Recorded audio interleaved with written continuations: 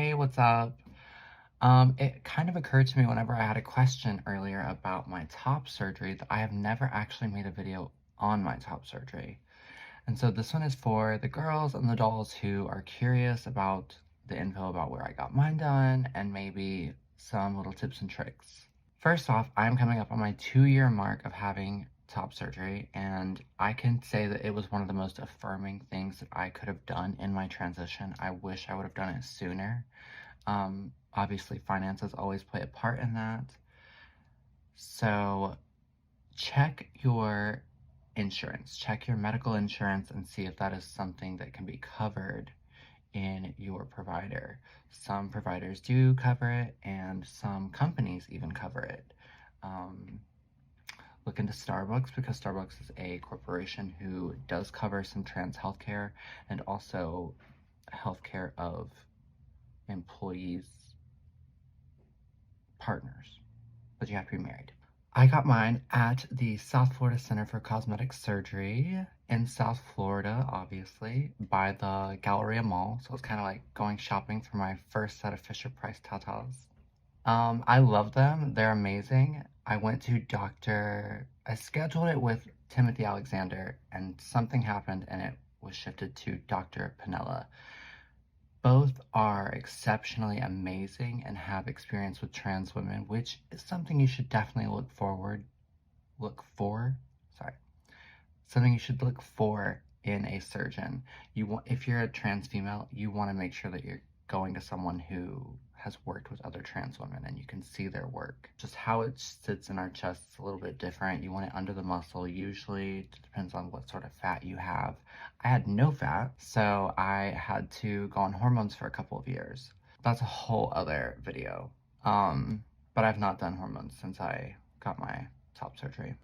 It really, I cannot stress, is very important to go to a doctor who has worked with trans bodies.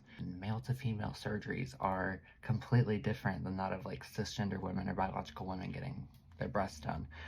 You know, our shoulder alignment's a little bit different. You want to make sure that where they're sitting, the circumference of them, you know, those things add up to your proportions, because we're all built a little bit different. And so, you know, you don't want to go and get a tiny little cup just because you want little model breasts like I did. You definitely just want to make sure you're doing your research, and that's part of that, going to someone who knows how to work with your body. And when I say little model tatas, I say that because I wanted to go smaller than what I went, and they were like, no, you should actually go larger than what you're going. And I was like, no, I want them to be really small. And here I am 2 years later, they've dropped into place. I want them larger because the frame, the circumference of them, doesn't cover my entire chest. There's a lot of space in the middle here. So I should have listened to them. They know better. They know better. I've heard not horror stories, I've heard stories of my girls who are like, you know, I went in for this and they gave me more, and at the time I didn't want it, but now I'm thankful.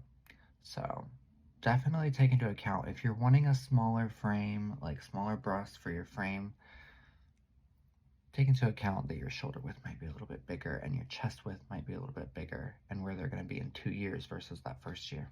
I was inspired to make this video because I had a friend here in town who was going to a local surgeon to get a surgery done, and this is a trans person. We're in West Virginia. If this person hasn't worked with trans people, you do not want to be their first under the knife experience.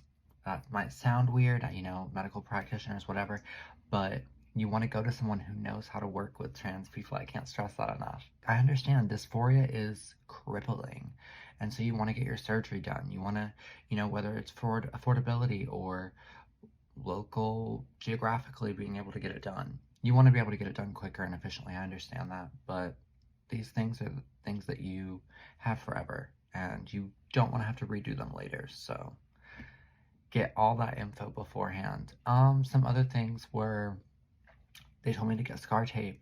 Scar tape is so necessary. Use it long after. I know people have used it a year after and their scars look beautiful. Scar gel is another thing. When you're not using the tape, arnica, before you go into surgery, you can start taking your arnica. And after heavily taking it, because you don't want bruising, and some people can bruise all the way up and down. My girlfriend was bruised all the way up and down her side, and Arnica's a huge help in that. Having someone there to help you do those things the week after is so important. You need your bed rest. You need it for a week to 2 weeks after. They're like, don't lift anything over 10 pounds. Honey, don't lift anything. Don't lift yourself up, nothing. And you can't get back to work immediately. One of the worst decisions I made was I wanted to get back to flip-flopping on stage and make my dollars within, I think, 2.5 weeks of my surgery, because I was like, oh, I'm fine, I don't feel any pain, and I'll just be easy on stage. No, you do not want to be doing that. You want to make sure you've got someone there to help you lift things, someone to help you get to the bathroom, and don't stress those scars or your muscles, because just lifting and flexing is using the muscle, and it will hurt and mess it up. I did not go through the areola. I was just really scared. I went under, so my scars are under. Um, it's fine. Next time I think I might go through my areola. We'll see. But you definitely, whether you're doing your top, whether you're going over the muscle or under the muscle, is big, and your doctor will let you know that, because under the muscle, it tends to, whenever you flex your arms and move things like a refrigerator door even, it tends to look more natural and move with the muscle, and also not move around so much. And also internal bras really help. I didn't get one, and I'm definitely gonna get one.